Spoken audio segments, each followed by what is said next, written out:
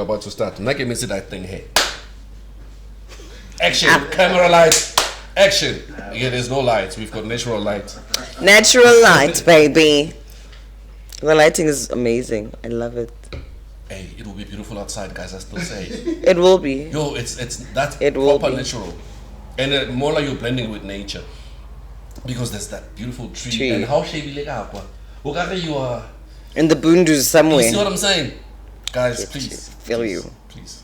And when you guys go for that idea and you start getting paid for it, remember me. Yeah, we'll give you credit. I know you guys tested it. We'll give you credit. Give me credits to that shit. Just wanna test it. Pull it to you. 1 2 1 2. What's up?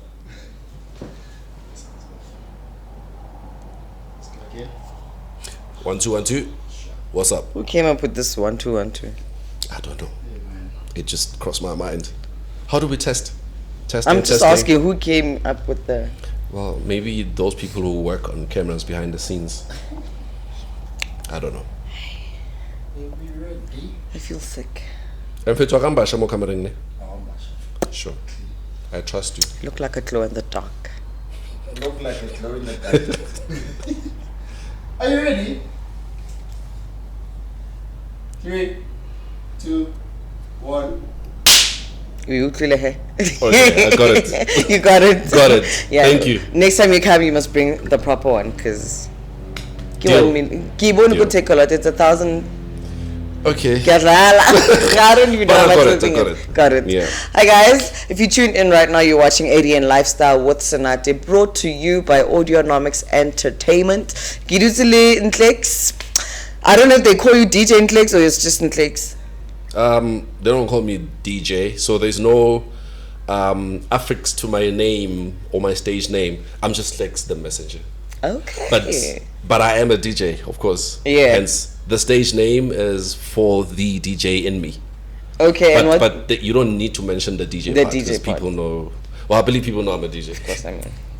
There's no, of course. Some people might not know, but yeah. He's not a stripper.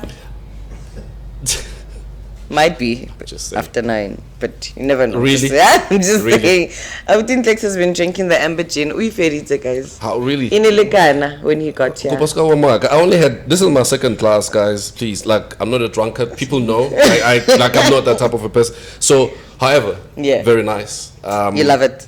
Tasting it for the first time. Yeah. I'm a gin person. Oh, nice. Yeah, Okay. I either go for gin or whiskey, right?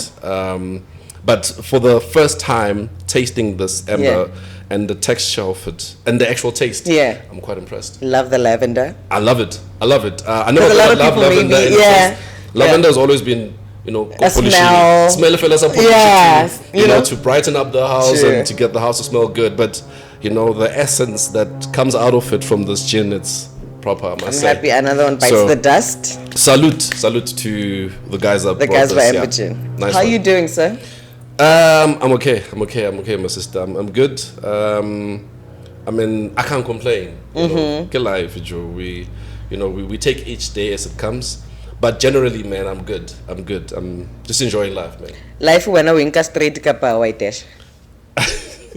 However you want to interpret that in your head. Yeah. Look. I mean, Wagadesh and we're busy with everything here. But look, I mean, life it's like a different angles. You know what I'm saying? It depends on those angles and how you tackle them. Whether it's a challenge or it's a task that you have to take upon yourself. So it depends. So I can't give you a straight answer on that because it depends on the situation. Yeah. All right, give us your full name. I just know you as Nhlex. You know me as Nhlex. Okay, so Nhlex TheMessenger's real name Nhlex. So the name Nhlex is derived from my real name Nhlex. My surname is Makubo. Okay. I am from Tembisa. Another one from Tembisa in the house. Who was here first from Tembisa? Some guy who I ambition. Oh. Yes. These guys. Yes. It makes sense. The dots are connecting. Right. Yeah. My homeboys. I didn't know them, but see. Now you know. Homeboy. Yeah. So Nhlex Makubo, real name. Born and bred in Tembisa. And I'm Nhlex TheMessenger. I'm just a music collector, DJ, music enthusiast, podcaster. Yes. Okay, to some certain degree, I used to do events as well. So yeah, done a lot. that's basically what I am. Yeah. You've done. How's it like growing up in Tembisa? Not Tembisa, Tabasham. What's up, Tembisa? I don't know. It's just so foreign to me. What do you mean foreign? Maybe because I don't know any. Well, I've never. Wait, you I don't are in the frequent- East Rand, right? Yes, So but I don't Tembisa is in the East frequent. Rand. True. It's just that it's in the north part of East Rand. What's finally forced, level? No, but Foslo Se is... ke kere ke itshaba ska ke tshaba force. Okay, maybe it's because it's too gassy for you. Maybe we're now the model C. I I don't know. No, I mean, for people to Yeah. say kitsaba gassy or a specific gassy, it begs the question for me. I mean, if you The grew up stories I've gassy, heard. did you grow up gassy? Yeah, I grew up go spring. So, But I feel, or maybe Spray is Italy. safe for now I mean, because ke huletse mo. they're right next to each other. There is really nothing to fear. By the way, I mean, Tembisa is just like any other hood, man. Similar to Foslo, similar to, I wouldn't say Alexander, but we are closer to Alexander. Similar to Soweto, similar to most Kasi. Kasi, man. It's Kasi lifestyle. I mean, there's quite a lot that happens go Kasi. To some certain degree, one would actually have what you fear, or fear at Tembisa, because in Ali, there's some notorious stories behind the hood, but that happens for each and every hood. I guess. Right? I mean, Kasilika is in the story tsa yona, tsa eleng hore, if you're not from there, oka tshoha from hearing those stories. But I mean, I grew up there. Even though we could see notorious things happening, for me, it did not impact me to that level. And you came out. Look at me. I mean, I'm here. I'm here. I'm alive. You know. Yeah. So I mean, it was nice. I mean, learned a lot in the hood. To some certain degree, I would say Kasi, for me personally, it strengthened me to the point that I'm not Kasi Taba. Yeah. You know, and obviously it's based on the background, the things that you used to see. You know, you see notorious things, as I said, but then how those notorious things don't affect you because it's like you are shielded now. Yeah. You see what I'm saying? Yeah. So yeah, I mean, I'm quite grateful for being in my hood and growing up from there. Nice. Yeah. Okay. So the music, I'll say music in general because you said you collect. Yeah. You're a DJ. When did that start? Okay, so collecting music, or let me just say being a DJ, right? Because I've always loved music before I was a DJ. Okay. Right. So growing up as a young boy, my uncles, I had two uncles. Sadly, one of them passed on. Rest in peace, Uncle Otata. They are my influence on the type of music that I collect. Okay. Because they were not DJs. They were just music collectors. But they used to collect vinyl back in the days. I was a young boy, primary school, and they would bring these plate things, and my uncle had, it's a turntable, but in the gram. You know, it's more like a table itself, literally. Is a it? table. Okay. But you have to open it up. And then you obviously put your plate in there. But never be gram because Okay. it was all-in-one radio, and then it's got a turntable, it's got a speaker connected to it at the same time. Nice. You can literally move it together. But never be nice. gram, right? AKA hi-fi system, but all-in-one. Okay. Yeah.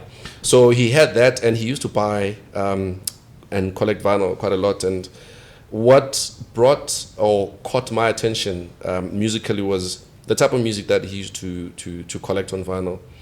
Back in the days, it wasn't called house music, right? It was never been international. Well, international house, because simply in anything locally, Okay. it was music from abroad. So hence the naming convention international. So he used to collect a lot of vinyl, well, a lot of international house on vinyl, and jazz, of course. I mean, jazz is the basis of most of the people who buy my Melang house.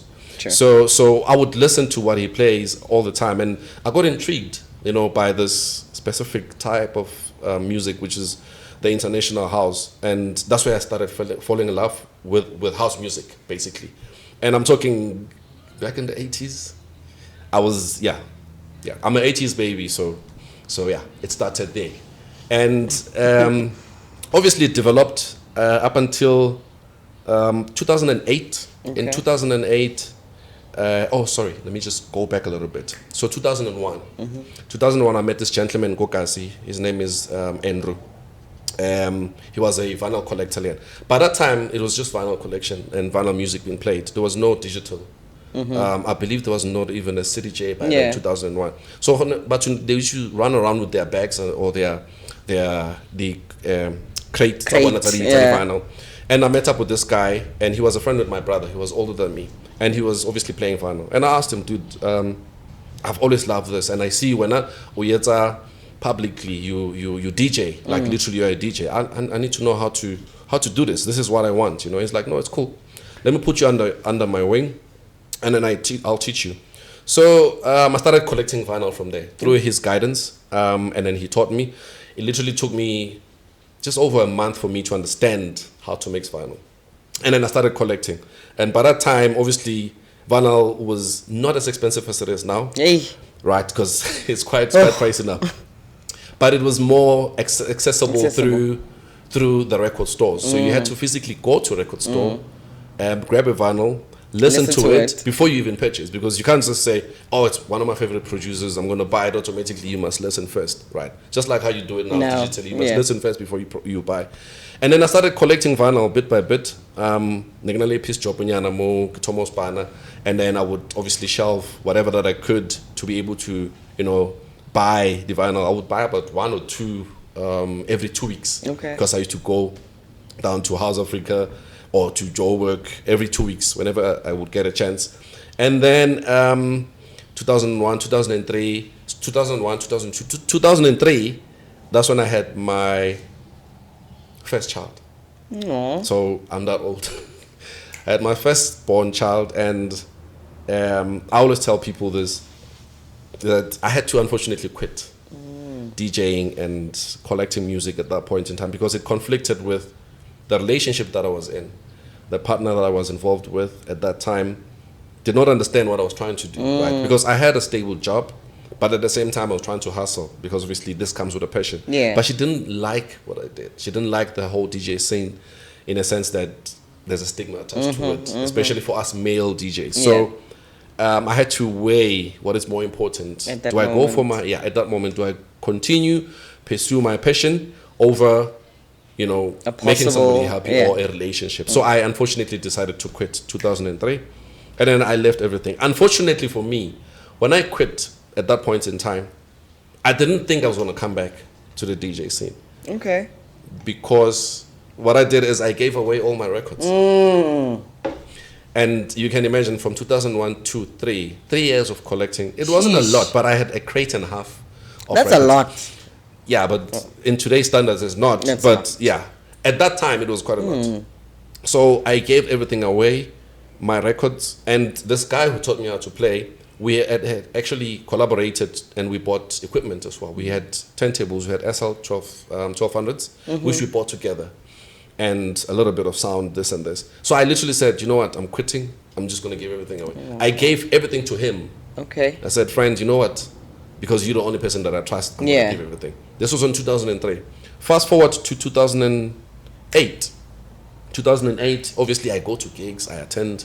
There's a vibe here and there.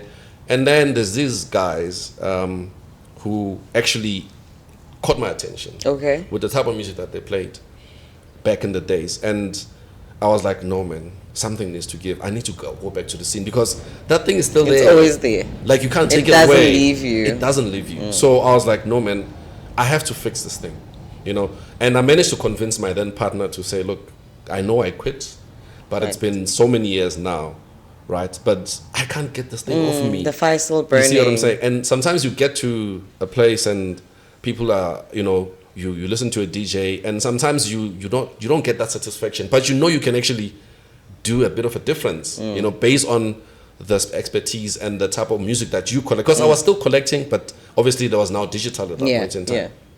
And then I convinced her, she agreed. And then I went back. But what I did is I spoke to these gentlemen who caught my attention. It was a movement of a number of DJs. I think it was 6 or 7 DJs. They moved as a pack. So they would play at one venue and move to another venue. So I spoke to them, guys, I want to learn how to play. Unfortunately, fortunately at that time, the vinyl era had subsided a little bit. So there was now CDJs. You had to learn that. So when I spoke to them, I was like, guys, I don't know how to use this. Now, I'm a vinyl freak. I know how to play vinyl, but I know how the vinyl has, gone down a little bit. So please, guys, teach me how to use this thing, And at that point in time, there was the CDJ 100, Pioneer 100. I don't know if you've seen those things. No. Yeah. I only hear people talk about them. Never seen them. Look, if you get a chance, if you know someone or you find someone who has those things, try them out. Okay. Yeah, try them out. You're gonna learn a thing or two because that's where the digital era started. Yeah, immediately after vinyl, and they were using those CDJs, and they taught me, and we became friends, obviously. And then, as the years went by, I was then made part of the crew. Nice. The moment I started, or I was up to a specific level, right? They made me part of their crew, and then that's where it all started, until where I'm at right now. And how's the industry been treating you so far? That's a very good question. Look, I mean, there's people who do pay good money, and majority of people always try to negotiate. They always try to pay the bare minimum. To some certain degree, I understand, but Honal Moks understand one thing, because I mean, as indicated, I'm also a event promoter, right? I've organized events before, so I know what it actually takes to organize an event, and the magnitude and what it actually takes to actually have the product out there, right? A successful product. But there's people who take people for a ride. To a point that people would approach you to say, look, we want you to be part of our event. We are interested in you being on the lineup, but this is how much we can offer you. I'm like, but guys, I have got my own specific fee. And this is how much I charge. And then there's always excuses. No, but this and this. At the end of the day, as a DJ, that has nothing to do with me. Especially if you know, Jorge, that event promoter actually has the capability of pulling a successful event. You see what I'm saying? So back to your question, there's people who pay, there's people who don't pay. But in most times, I've had to turn down a lot of gigs on that basis because it doesn't make sense to me. I can't take a gig where I'm only paying for my petrol. Yeah. You see what I'm saying? It doesn't make sense. I mean, the day and age that we are at, for some of us, we are family people. Like, I've got kids, I've got a wife, and it wouldn't make sense for me to live my own comfort space, take my car, drive, and then come back and not put anything on the table. You see have what I'm anything saying? to show for it. It must make sense. I'm not saying it must make business sense, but it must make sense. If I go out there, what bread do I put on the table? I can't just go out and have fun. Yes, it's nice, but I can't go and just play. It's can't say it also. It's your time. You could be doing something else. I always say, if I don't get bookings, I don't have a problem. It doesn't bug me that I'm sitting at home. I'm having the best time with my family. See what I'm saying? Yeah. So yeah, it boils down to that, where you have to now weigh whether it's worth it or not. Yeah. So I've turned down quite a lot of gigs on that basis. I hear you. So what would you say is your favorite sound that you play now that you're back in the scene? Well, I would say it's a bit of a variety. I generally speaking, I play deep and soulful house, right? That's my love, that's my core, that's my passion, that's where I started, right? Recently, I would say 2017, I developed a strong passion also for alternative music. Nice. Your trip hop, chill hop, a little bit of hip hop, a bit of jazz, everything that incorporates the subgenre alternative. So that has also become part of my expertise, if I can put it that way. Yeah. Apart from deep and soulful house, right? As Nhlex TheMessenger, just to take you back a little bit, because people might want to know what this is about. So this is my brand, Deep Soul Unlimited. Okay. Yeah, so I had formed that brand from the group that I was telling you about. Right, so to mention, that group was called, well, obviously it was from Tembisa, collective of, I think we were 7 DJs, if I'm not mistaken, 7 DJs. But we had a fallout. Right, we had a fallout because we had a DJ team and it had a management as well. But if you have such a huge team, in a group, eventually there's certain points where you will have disagreements. And we had a fallout. And everyone went their separate ways. But I was left with 2 gentlemen, right? There was 3 of us. We decided to form this movement called Deep Soul Unlimited. However, fast forward to 2017, right? Because we've been pushing with this movement since 2009. Yeah. Right. 2008, I joined the movement. 2009, it fell apart. But they've been pushing for years before me. Remember? You are the problem. Kanjani. Hey, figure when NJ get Kanjani. No, man. Oh yeah. But remember, I mean, I was the add-on, the guy that caught the wave at the end, right? Yeah. And there were already issues happening, right? And you get caught up in that. True. But unfortunately, that movement had to. It was called Divine House. Okay. Yeah, Divine House, big movement in Tembisa. Yeah, and when that fell apart, 2009, we then formed Deep Soul Unlimited, and then the other chants were like, no guys, now we would rather just do our own thing. Yeah. And then Rasala Litre, out of 7 DJs, Rasala Litre, and then we pushed the movement. Along the way, the one guy also decided to say, look guys, I'm get out. Yeah. But the guy left because he was moving to Cape Town. Oh, okay. Yeah, I think it was 2 years after. So So 2010. it was an amicable Yeah, no, there were no separation, issues. yeah. So he was like, guys, even now he still stays in Cape Town, so he had to relocate. Rasala really to push the movement.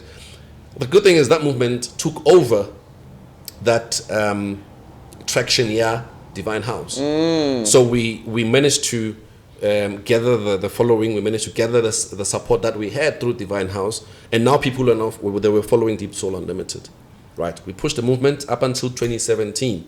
Unfortunately, as humans, we also had fallouts between me and my partner. We had a fallout, and then I was left alone. So when we had a fallout, he started his own movement. Okay. Right. His brand, not a movement. He started his own brand under his DJ name, and then I decided to continue with the movement. Yeah. So now it's Nhlex Nhlex the alias under Deep Soul Unlimited. Okay. So the movement is still there, but Nhlex is under the movement. So I'm not the movement. Yeah. There's the movement and then there's so you. I am under the movement itself. Okay. So I've been pushing the movement until date. Okay. Yeah. That's nice. So how do people, can I get the merch? Can I buy it? from you? Anybody can get the merch. How do we get the merch? So I can share my Sure. social media details or handles. On Facebook, it's Nhlex TheMessenger or the movement Deep Soul Unlimited. There's a group and a page. Okay. Or you can hit me up on Instagram or Twitter. Same handle. It's at Nhlex_DSU. Okay. On Twitter and Instagram. Uncle MK will do the things. Is that where they can find you as well if they want to 100%. book you as well? Yes. Okay. Yeah. What should we expect for today's set? Okay, so I like to start my sets chilled, slow. I believe in building up a set, right? Okay. But then it depends for Remember when you were DJing? Yes. Yes. So if I play after you and you've already put the You tempo must here, I must couple continue with a the DJ, tempo, yeah. right? You can't just kill the vibe and Sure. because you see, you have to control the people. So I mean, this is a podcast. I believe I need to introduce myself musically. I'm made up of a lot of genres, like I said, deep and soulful house. Soulful is chilled, so I'm Yeah. gonna start a little bit soulful, Okay. vocal. I know you like. Oh, I'm gonna love start it. chilled, soulful, vocal, and then I'm gonna elevate and build it up. I always end with the deep part where there's a bit of kick. We and like punch. it deep. No, you don't like. you like vocals, but look, I'll accommodate those who love Yeah. deep and soulful house. So yeah, that's what I'm planning. Oh, cool. I can't wait. Thank you. Please like and follow him as well on his socials. If you want to see his gigs where he's playing Goody Weekends or whenever, just follow him. And then also please like, share, and subscribe. I've been asking y'all to subscribe. Please subscribe. And hit that like button as well. ADN Lifestyle with Sanati, and we out. Hola. Cut. Dango. Danko means thank you.